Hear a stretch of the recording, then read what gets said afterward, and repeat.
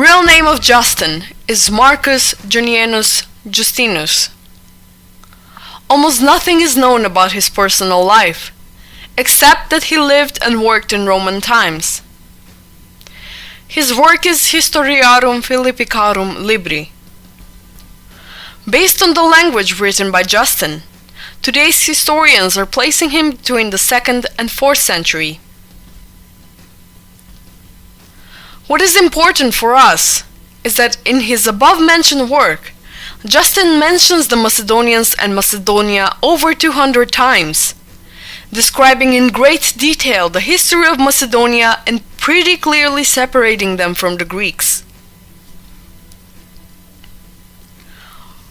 Writing about Philip II of Macedon's reign and the threats made against Greece and Asia, Justin says,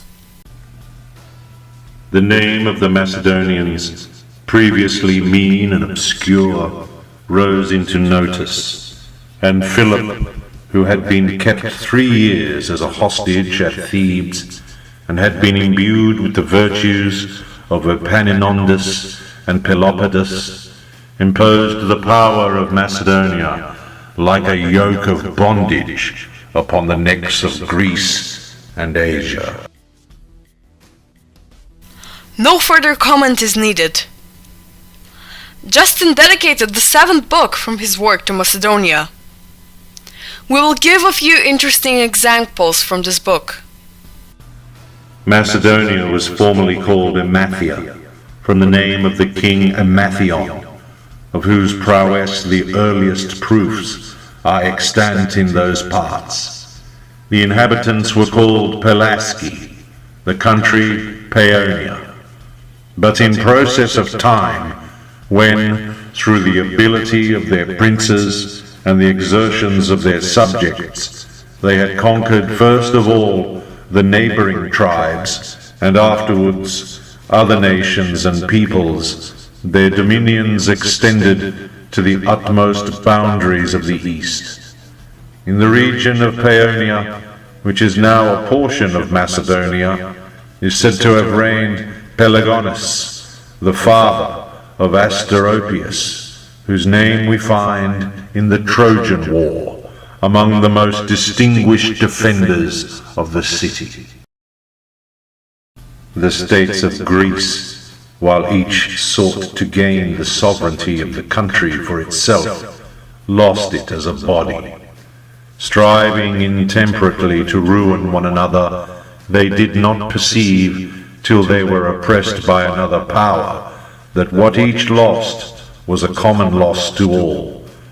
For Philip, king of Macedonia, looking as from a watchtower for an opportunity to attack their liberties, and fomenting their contentions by assisting the weaker, obliged victors and vanquished alike to submit to his royal yoke.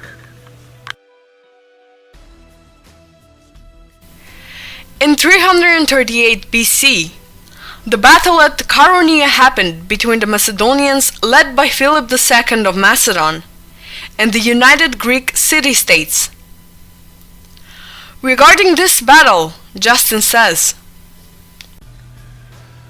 "But as soon as he recovered from his wound, Philip II of Macedon made war upon the Athenians, of which he had long dissembled his intention.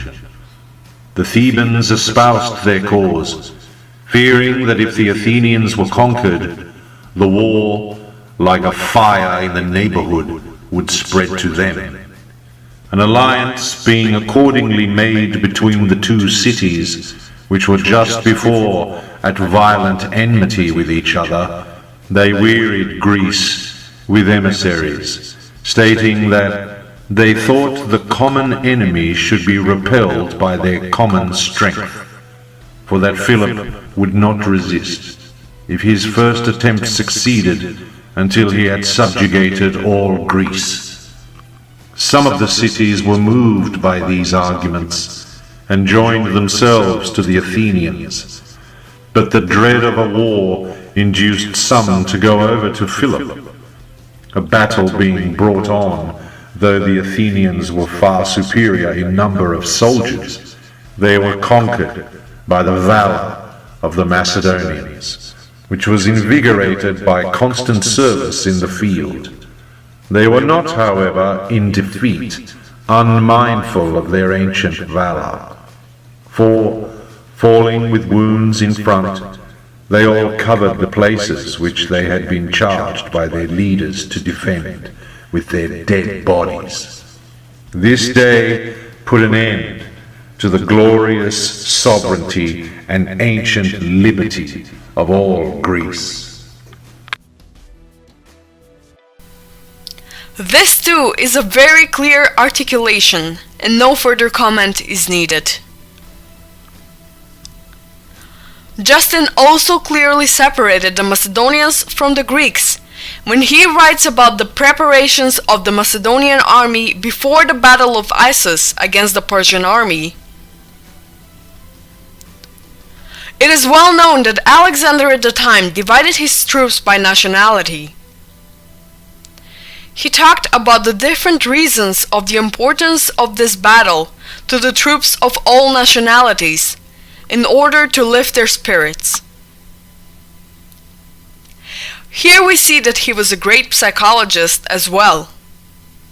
We read, He excited the Illyrians and Thracians by describing the enemy's wealth and treasures, and the Greeks by putting them in mind of their wars of old and their deadly hatred towards the Persians. He reminded the Macedonians at one time of their conquests in Europe, and at another of their desire to subdue Asia, boasting that no troops in the world had been found a match for them, and assuring them that this battle would put an end to their labors and crown their glory. we can see that all four people, the main core of the Macedonian army, are separately mentioned, those being Illyrians, Thracians, Greeks, and Macedonians.